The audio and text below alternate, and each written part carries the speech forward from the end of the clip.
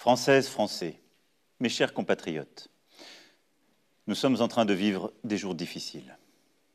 Nous ressentons tous en ce moment la peur, l'angoisse pour nos parents, pour nous-mêmes, face à ce virus redoutable, invisible, imprévisible. La fatigue et la lassitude pour certains, le deuil et le chagrin pour d'autres. Cette période est encore plus difficile à vivre lorsqu'on habite à plusieurs dans un appartement exigu, lorsqu'on ne dispose pas chez soi des moyens de communication nécessaires pour apprendre, se distraire, échanger. Encore plus difficile à vivre lorsque les tensions sont là, que les risques de violence dans la famille scandent le quotidien. Et nous mesurons tous, dans cette période, la solitude et la tristesse de nos aînés. Et pourtant, grâce à nos efforts, chaque jour nous avons progressé. Nos fonctionnaires et personnels de santé, médecins, infirmiers, aides-soignants, ambulanciers, secouristes, nos militaires, nos pompiers, nos pharmaciens ont donné dans cette première ligne toute leur énergie pour sauver des vies et soigner. Ils ont tenu. Les hôpitaux français ont réussi à soigner tous ceux qui s'y présentaient. Ces journées, ces semaines ont été et resteront l'honneur de nos soignants, en ville comme à l'hôpital. Dans la deuxième ligne, nos agriculteurs, nos enseignants, nos chauffeurs routiers, livreurs, électriciens, manutentionnaires, caissiers et caissières, nos éboueurs, personnels de sécurité et de nettoyage, nos fonctionnaires, nos journalistes, nos travailleurs sociaux, nos maires et nos élus locaux, et j'en oublie tellement, aidés par tant de Français qui se sont engagés, tous ont permis à la vie de continuer, au fond.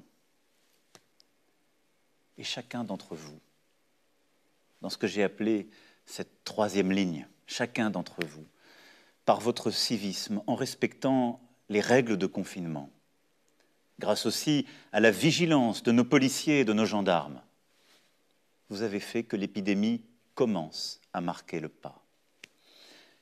Les résultats sont là. Plusieurs régions ont pu être épargnées.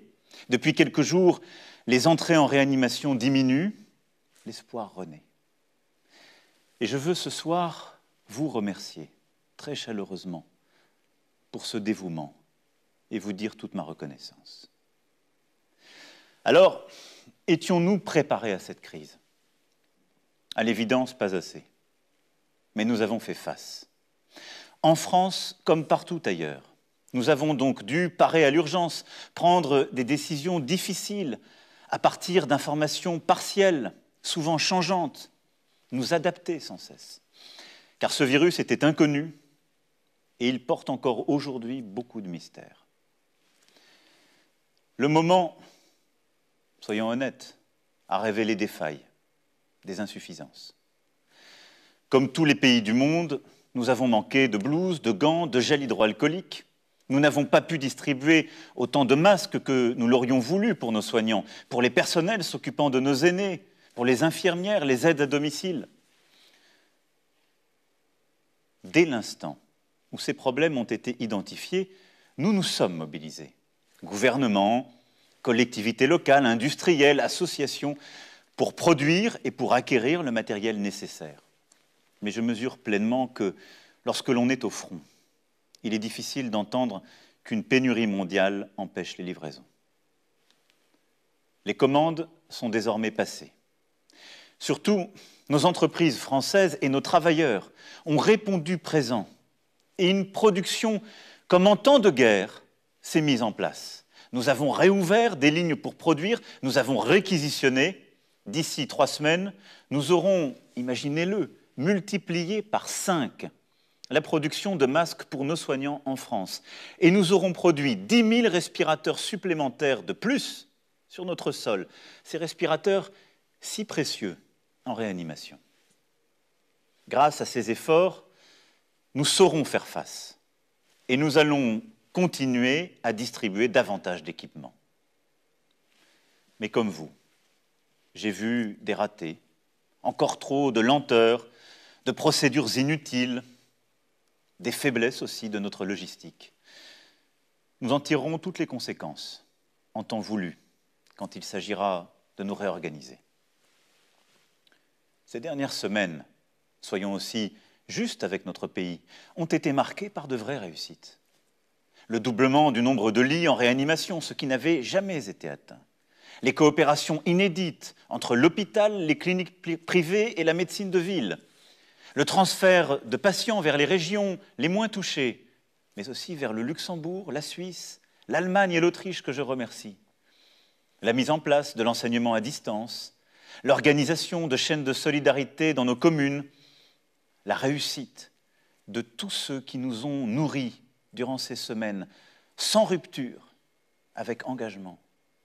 Le rapatriement de plusieurs dizaines de milliers de ressortissants français et européens depuis des pays du monde entier et le soutien aux Français de l'étranger. Très souvent, ce qui semblait impossible depuis des années, nous avons su le faire en quelques jours. Nous avons innové, osé, agi. Au plus près du terrain, beaucoup de solutions ont été trouvées. Nous devrons nous en souvenir, car ce sont autant de forces pour le futur. Mes chers compatriotes, si je tenais à m'adresser à vous ce soir, après avoir largement consulté ces derniers jours, c'est pour vous dire en toute transparence ce qui nous attend pour les prochaines semaines et les prochains mois. L'espoir renaît, je vous le disais, oui, mais rien n'est acquis. Dans le Grand Est, comme en Île-de-France, les services hospitaliers sont saturés. Partout, en Hexagone comme dans les Outre-mer, le système est sous tension et l'épidémie n'est pas encore maîtrisée. Nous devons donc poursuivre nos efforts et continuer d'appliquer les règles. Plus elles seront respectées, plus nous sauverons de vies. C'est pour cela que le confinement le plus strict doit encore se poursuivre jusqu'au lundi 11 mai. C'est durant cette période le seul moyen d'agir efficacement. C'est la condition pour ralentir encore davantage la propagation du virus, réussir à retrouver des places disponibles en réanimation et permettre à nos soignants de reconstituer leurs forces. Le lundi 11 mai ne sera possible que si nous continuons d'être civiques, responsables, de respecter les règles et que si la propagation du virus a effectivement continué à ralentir. Je mesure pleinement, en vous le disant, l'effort que je vous demande. Durant les 4 semaines à venir, les règles prévues par le gouvernement devront continuer d'être respectées. Elles sont en train de montrer leur efficacité et ne doivent être ni renforcées ni allégées, mais pleinement appliquées. Je demande à tous nos élus, dont je sais l'importance dans cette période, je demande à tous nos élus, comme la République le prévoit en cette matière, d'aider à ce que ces règles soient les mêmes partout sur notre sol.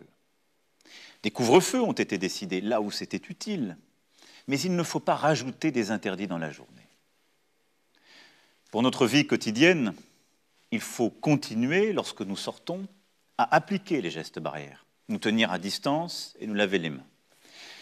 Je veux aussi vous rappeler que tous ceux qui ont une maladie chronique ou souffrent d'autres maladies doivent pouvoir continuer à consulter leur médecin. Car il n'y a pas que le virus qui tue. L'extrême solitude, le renoncement à d'autres soins peuvent être aussi dangereux. Je souhaite aussi que les hôpitaux et les maisons de retraite puissent permettre d'organiser pour les plus proches, avec les bonnes protections, la visite aux malades en fin de vie, afin de pouvoir leur dire adieu. Durant cette phase de confinement, le pays continue à vivre, et heureusement. Certaines activités sont interdites car incompatibles avec les règles sanitaires. Pour tous les autres secteurs économiques, quand la sécurité des travailleurs et des entrepreneurs est bien garantie, ils doivent pouvoir produire, et ils l'ont largement fait depuis maintenant un mois. Pour tous ceux qui doivent être aidés durant cette période, Les mesures de chômage partiel pour les salariés et de financement pour les entreprises seront prolongées et renforcées. Elles sont inédites et protègent d'ores et déjà plus de 8 millions de nos salariés et nombre de nos entreprises. Pour les artisans, les commerçants, les professions libérales et les entrepreneurs, le Fonds de solidarité apporte une première réponse. Mais je sais votre angoisse. Je l'ai entendu, je l'ai lu. Les charges qui continuent de tomber, les traites, les loyers, les emprunts. C'est pourquoi j'ai demandé au gouvernement d'accroître fortement les aides, de les simplifier pour vous permettre de surmonter cette période. Je souhaite que les banques puissent décaler toutes les échéances beaucoup plus massivement qu'elles ne l'ont fait. Et les assurances doivent être au rendez-vous de cette mobilisation économique. J'y serai attentif. Il y a donc un travail dans les prochains jours à poursuivre pour vous consolider économiquement dans cette période. Rapidement, un plan spécifique sera mis en œuvre pour les secteurs qui, comme le tourisme, l'hôtellerie, la restauration, la culture et l'événementiel, seront durablement affectés.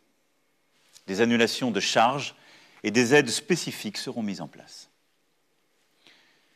Pour les plus fragiles et les plus démunis, ces semaines sont aussi très difficiles. Je veux remercier les maires, les élus locaux, les associations qui se sont fortement mobilisés aux côtés du gouvernement. Et j'ai demandé à celui-ci d'aller plus loin, là aussi, et de verser sans délai une aide exceptionnelle aux familles les plus modestes avec des enfants, afin de leur permettre de faire face à leurs besoins essentiels. Les étudiants les plus précaires, vivant parfois loin de leur famille, en particulier lorsque celles-ci viennent d'outre-mer, seront aussi aidés. Dès mercredi, le Conseil des ministres décidera des moyens financiers nouveaux et le gouvernement apportera toutes les réponses nécessaires à chaque fois qu'il le faudra. Le 11 mai prochain, mes chers compatriotes, sera donc le début d'une nouvelle étape. Elle sera progressive. Les règles pourront être adaptées en fonction de nos résultats, car l'objectif premier demeure la santé de tous les Français. À partir du 11 mai, nous rouvrirons progressivement les crèches, les écoles, les collèges et les lycées.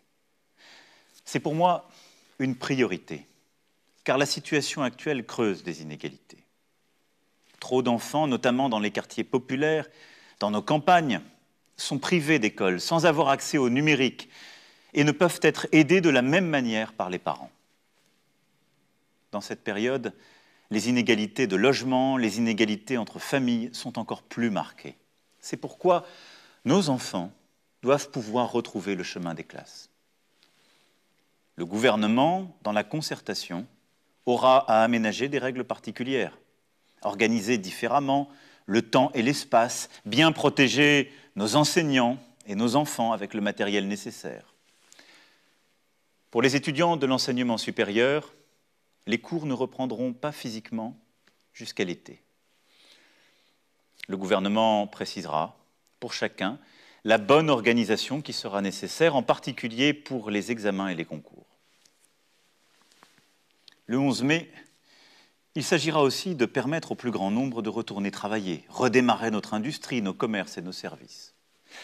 Le gouvernement préparera sans délai ces réouvertures avec les partenaires sociaux pour que des règles soient établies afin de protéger les salariés au travail. C'est la priorité. Les lieux rassemblant du public, restaurants, cafés et hôtels, cinémas, théâtres, salles de spectacle et musées resteront en revanche fermés à ce stade. Les grands festivals et événements avec un public nombreux ne pourront se tenir au moins jusqu'à mi-juillet prochain. La situation sera collectivement évaluée à partir de mi-mai, chaque semaine, pour adapter les choses et vous donner de la visibilité. Pour leur protection, nous demanderons aux personnes les plus vulnérables, aux personnes âgées, en situation de handicap sévère, aux personnes atteintes de maladies chroniques, de rester, même après le 11 mai, confinées, tout au moins dans un premier temps. Je sais que c'est une contrainte forte. Je mesure ce que je vous demande. Et nous allons, d'ici le 11 mai, travailler à rendre ce temps plus supportable pour vous. Mais il faudra essayer de s'y tenir pour vous protéger, pour votre intérêt. Nous aurons, à partir du 11 mai, une organisation nouvelle pour réussir cette étape. L'utilisation la plus large possible des tests et la détection est une arme privilégiée pour sortir au bon moment du confinement. D'ici là, et dans les prochaines semaines, nous allons continuer d'augmenter le nombre de tests faits chaque jour. C'est ce qui, depuis 15 jours, est fait. Durant les semaines à venir, j'ai demandé que ces tests soient d'abord pratiqués sur nos aînés, nos soignants et les plus fragiles. Et que nous puissions continuer de mobiliser partout tous les moyens de faire des tests, c'est-à-dire tous les laboratoires publics et tous les laboratoires privés. Le 11 mai, nous serons en capacité de tester toute personne présentant des symptômes. Nous n'allons pas tester toutes les Françaises et tous les Français, ça n'aurait aucun sens. Mais toute personne ayant un symptôme doit pouvoir être testée. Les personnes ayant le virus pourront ainsi être mises en quarantaine, prises en charge et suivies par un médecin. Pour accompagner cette phase, plusieurs innovations font l'objet de travaux avec certains de nos partenaires européens, comme une application numérique dédiée qui, sur la base du volontariat et de l'anonymat, permettra de savoir si oui ou non l'on s'est trouvé en contact avec une personne contaminée. Vous en avez sûrement entendu parler. Le gouvernement aura à y travailler, il ne faut négliger aucune piste, aucune innovation. Mais je souhaite qu'avant le 11 mai, nos assemblées puissent en débattre et que les autorités compétentes puissent nous éclairer.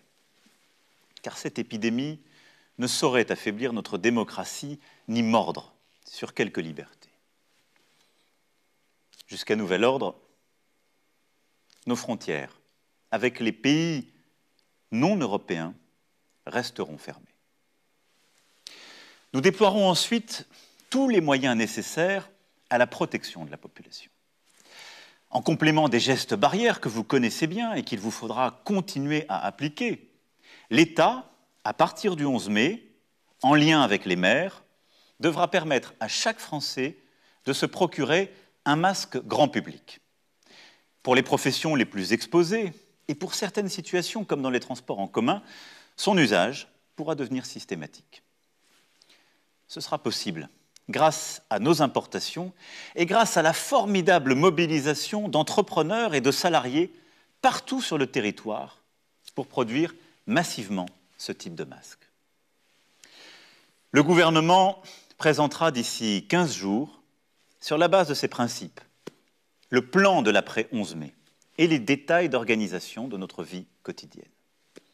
Des points de rendez-vous réguliers se tiendront pour que nous puissions adapter les mesures prises et ensemble décider de manière régulière d'ajuster les choses. Alors, à quelle échéance dès lors peut-on espérer entrevoir la fin définitive de cette épreuve? Quand pourrons-nous renouer avec la vie d'avant? Je sais vos questionnements, je les partage. Ils sont légitimes. J'aimerais tellement pouvoir tout vous dire et vous répondre sur chacune de ces questions, mais en toute franchise, en toute humilité, nous n'avons pas de réponse définitive à cela. Aujourd'hui, d'après les premières données qui seront prochainement affinées par ce qu'on appelle les tests sérologiques, une très faible minorité de Français ont contracté le Covid-19. Ce qui veut dire que nous sommes loin de ce que les spécialistes appellent l'immunité collective, c'est-à-dire ce moment où le virus arrête de lui-même sa circulation parce que suffisamment d'entre nous l'avons eu. C'est pourquoi la première voie pour sortir de l'épidémie est celle des vaccins. Tout ce que le monde compte de talents, de chercheurs, y travaille. La France est reconnue en la matière et a d'excellentes ressources. Parce que c'est sans doute la solution la plus sûre, même s'il faudra plusieurs mois au moins pour la mettre en œuvre. Notre pays investira encore plus massivement dans la recherche. Et je porterai dans les prochains jours une initiative avec nombre de nos partenaires, en votre nom, pour accélérer les travaux en cours. La seconde voie, ce sont les traitements. Nous y travaillons depuis le premier jour. Il y a eu, je le sais, beaucoup de débats dans le pays. Toutes les options sont explorées. Et notre pays est celui qui a engagé le plus d'essais cliniques en Europe. J'ai tenu moi-même à comprendre chacune des options possibles, à m'assurer que tout était essayé dans les meilleurs délais et avec rigueur. Il ne s'agit pas de donner un traitement si on n'est pas sûr, mais de procéder à tous les essais cliniques pour que toutes les pistes soient poursuivies. Et croyez-le, nos médecins, nos chercheurs travaillent d'arrache-pied. Aucune piste n'est négligée, aucune piste ne sera négligée, je m'y engage. Voilà, ce soir, je partage avec vous ce que nous savons et ce que nous ne savons pas. Nous finirons par l'emporter, mais nous aurons plusieurs mois à vivre avec le virus.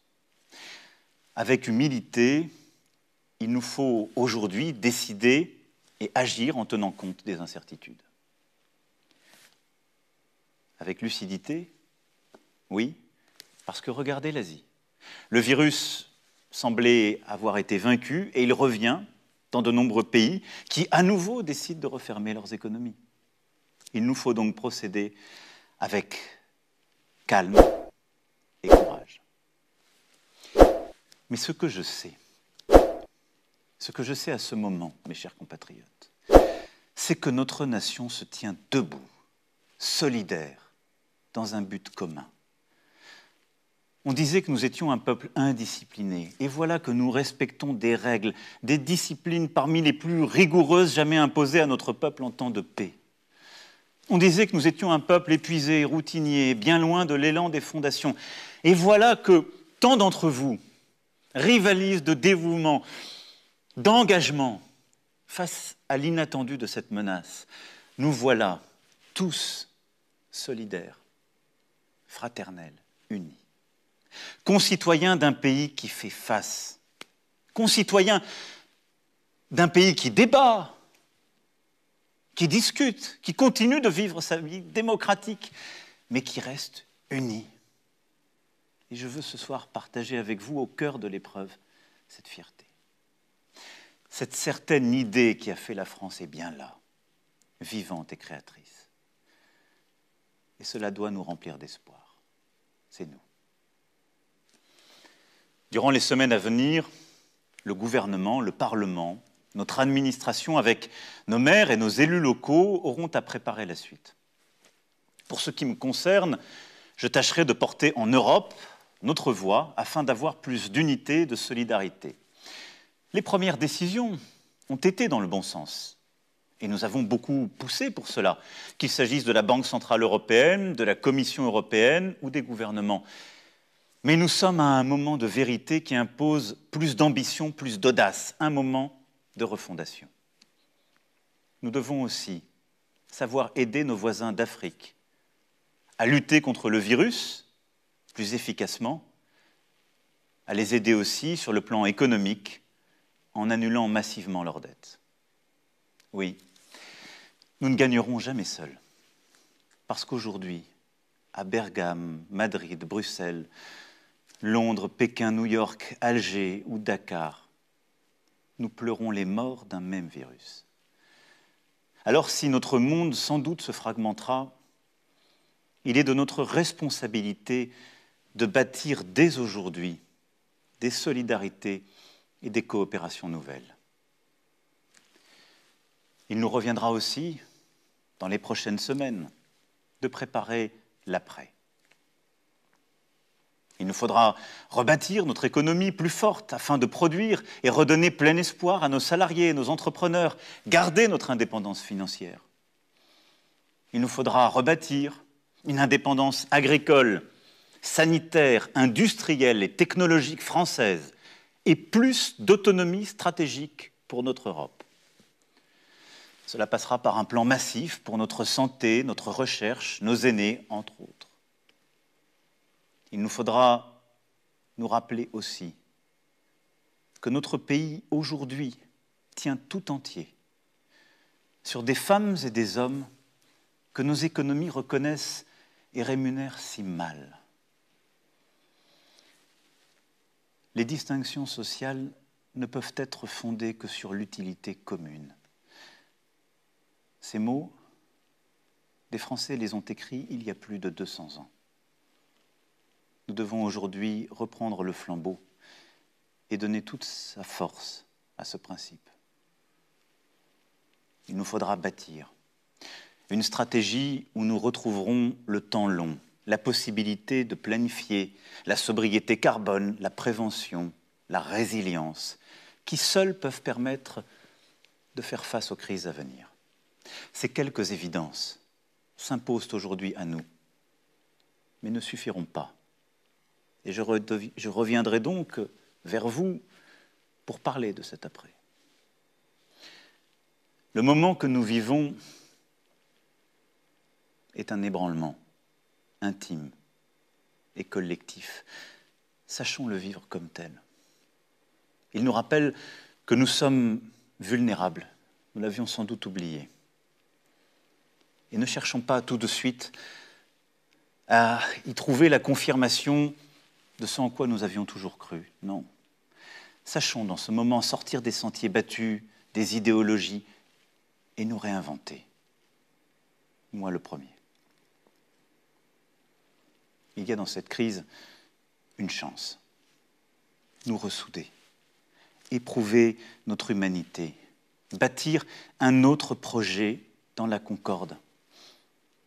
Un projet français, une raison de vivre ensemble, profonde. Dans les prochaines semaines, avec toutes les composantes de notre nation, je tâcherai de dessiner ce chemin qui rend cela possible. Mes chers compatriotes, nous aurons des jours meilleurs et nous retrouverons les jours heureux, j'en ai la conviction. Et les vertus qui aujourd'hui nous permettent de tenir seront celles qui nous aideront à bâtir l'avenir. Notre solidarité, notre confiance, notre volonté. Alors prenez soin de vous, prenons soin les uns des autres et nous tiendrons. Vive la République, vive la France.